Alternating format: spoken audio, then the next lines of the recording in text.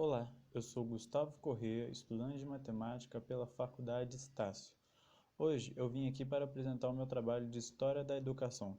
Bom, nesse trabalho eu precisava pegar um livro de algum ano no ensino fundamental e em cada um dos capítulos eu precisava falar o tipo de ensino, de aprendizagem que eles tinham nesse capítulo.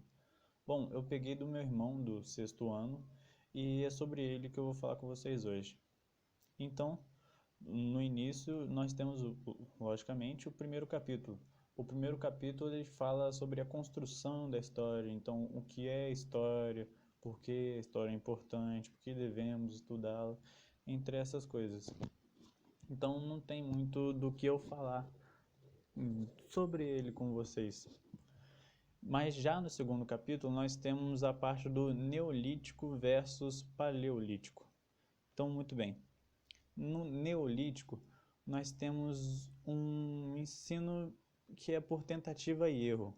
Logo, se alguém comesse uma fruta e se a fruta fizesse mal, eles não comiam mais a fruta. E se comesse e nada acontecesse, eles continuavam comendo a fruta. Então, tentativa e erro.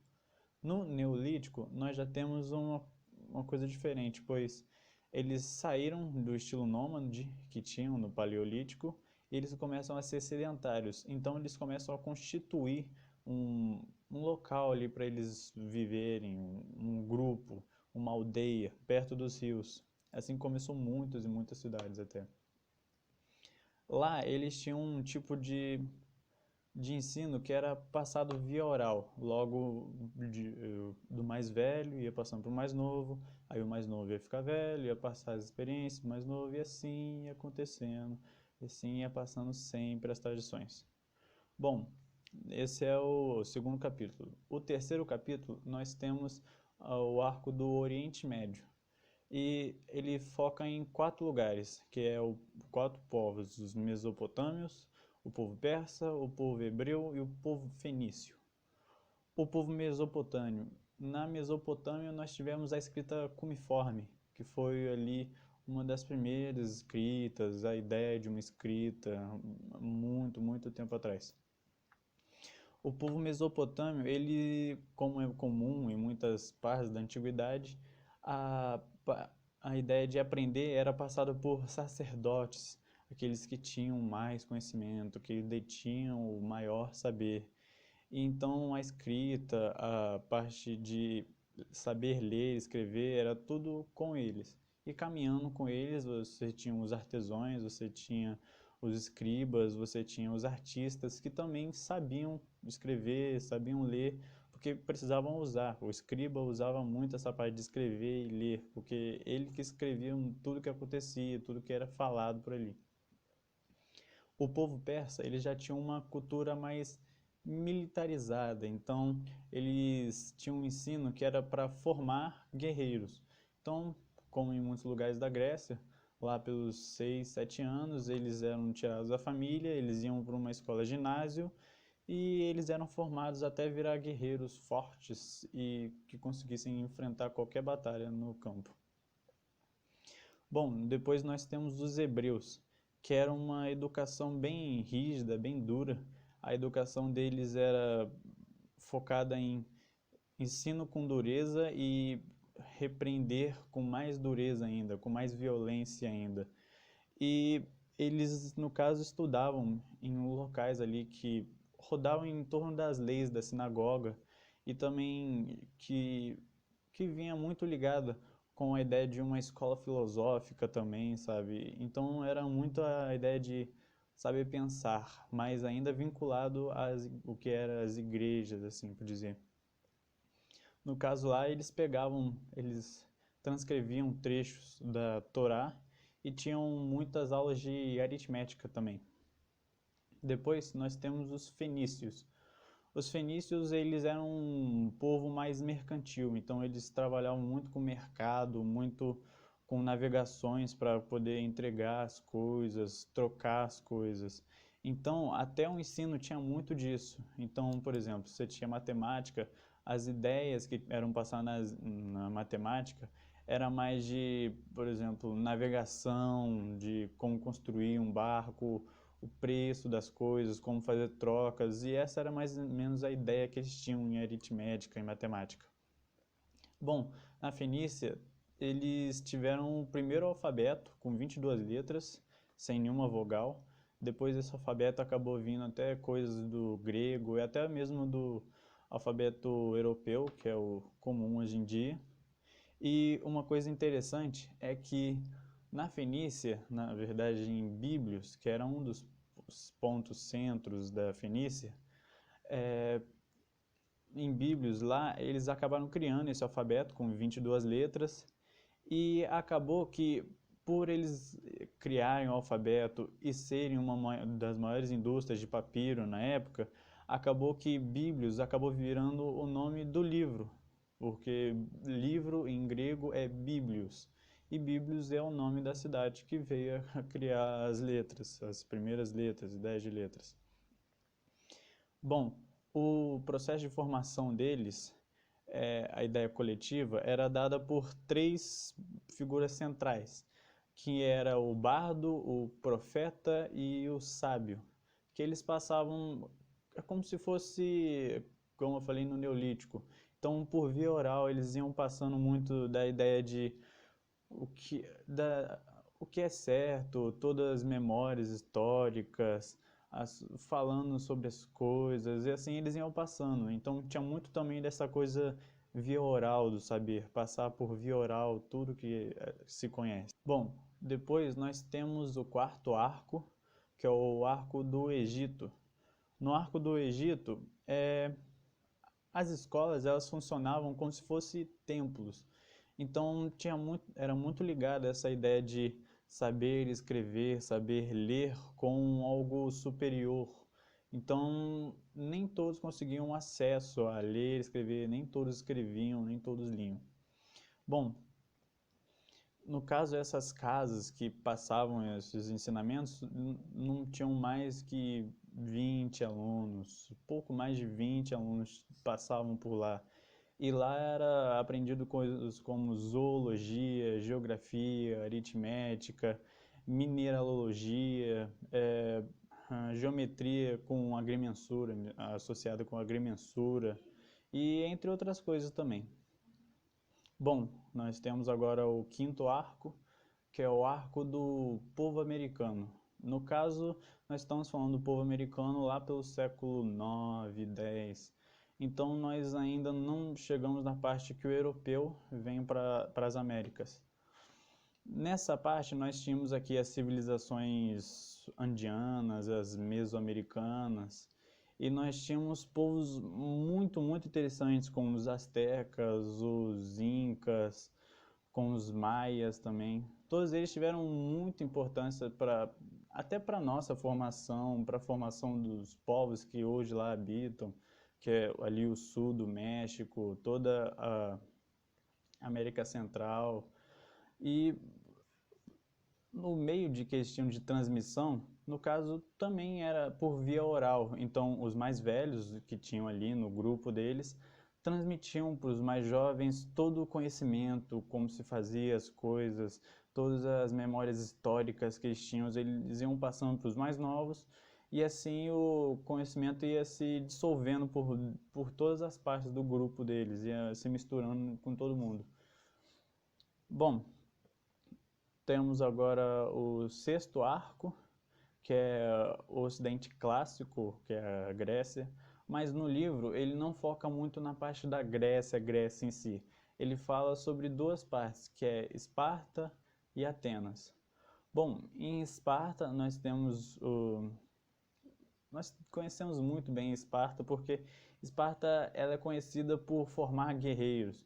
Então, lá pelos 6, 7 anos, tiravam as crianças da família, ela ficava nas escolas ginásios e passavam até os seus 18 anos tendo um ensino militar ali. Eles aprendiam a viver em sociedade, eles aprendiam como ser fortes, corajosos, lutar em batalhas, e logo que eles terminavam, eles já estavam prontos para ser guerreiros pelo resto da vida deles. E em Atenas nós tínhamos um ensino ao contrário, eles não focavam em construir um exército, Eles focavam em construir pessoas que pensavam. Então, quem era cidadão, quem era liberto, eles sempre que podiam, eles pensavam em escrever, em ler, eles estavam sempre buscando conhecimento. E, no caso, os rapazes que vinham a entrar no colégio, eles tinham duas partes. A primeira, que era que eles tinham as aulas com os professores, então as aulas eram com música, eram com danças, com esportes, para que eles pudessem aprender melhor.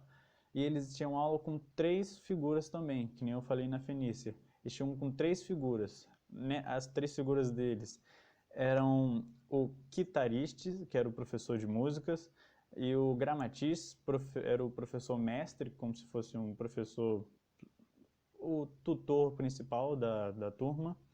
E eles tinham o último, que era o Paidotribes, que era o professor de gramática. Depois que eles saíam dessa parte do colégio, eles tinham um escravo que acompanhavam eles, que guiava, controlava eles, que era o paidagogo, que normalmente eram romanos que eles capturavam, que usavam como se fossem professores particulares, que seguiam eles o dia todinho ensinando, mostrando coisas para eles continuarem aprendendo mesmo não estando no colégio, fora do colégio.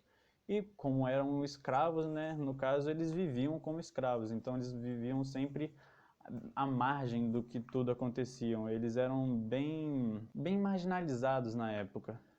Bom, agora nós temos o sétimo arco, o penúltimo arco, que é o arco da Roma Antiga.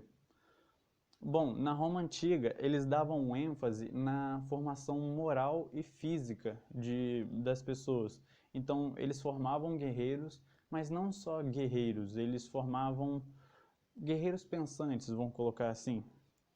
Eles tinham na Roma arcaica, eles deixavam grande parte para a família. Então, antes de você entrar no colégio, a família que te dava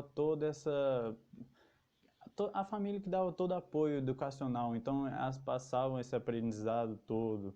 E era muito pela mãe. Nas outras épocas, na Grécia, mas na Grécia, a mãe era muito marginalizada, mas já na Roma é o contrário, ela é vista como alguém que vai passar o saber para o filho.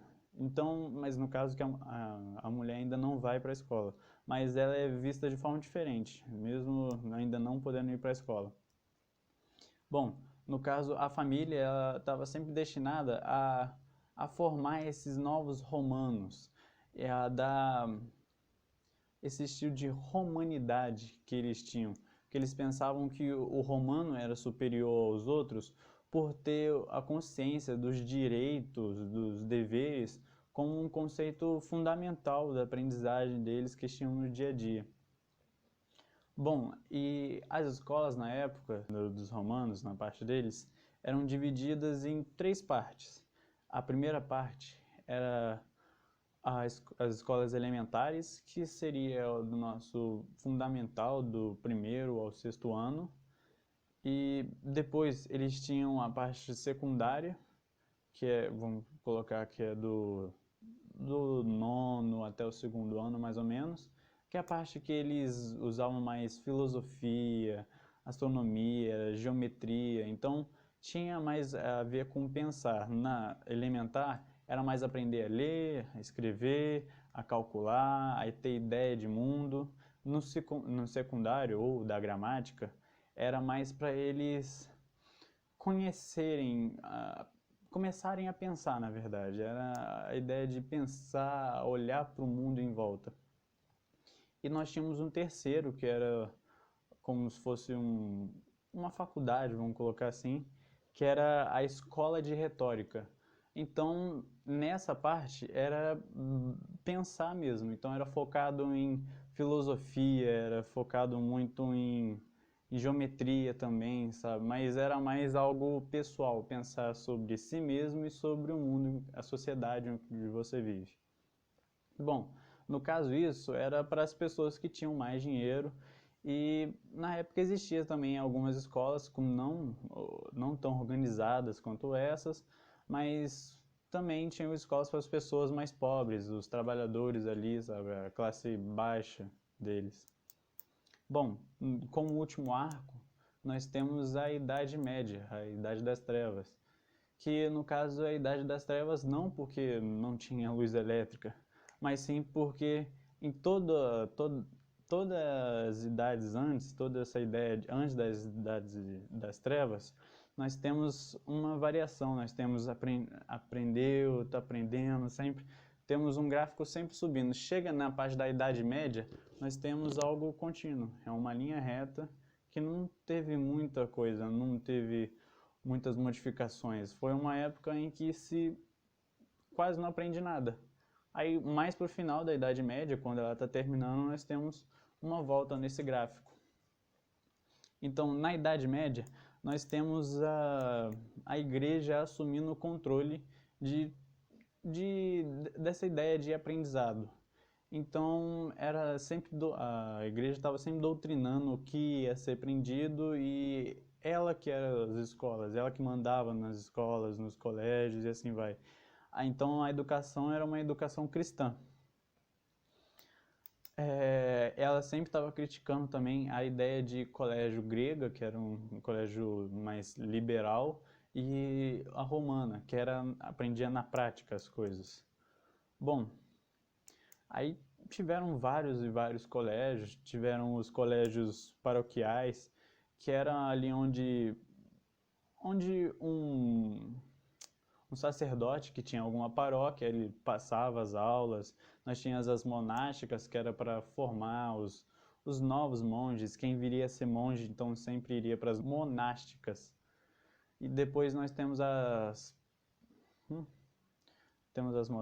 temos paroquiais, monásticas, palatinas, temos as catedrais também, que foram formadas, que eram conhecidas como escolas urbanas. E na época da Idade Média também tivemos as universidades, as primeiras formações da universidade em si. A primeira universidade urbana, se eu não me engano, universidade europeia, na verdade, ela era na Itália, em Salerno, a primeira que foi criada. Aí nessa época nós temos a criação de várias outras, algumas criadas pela igreja, algumas pelos reis. Aí nós temos algumas que tem até hoje, que é a de Bolonha, a de Paris, a de Oxford.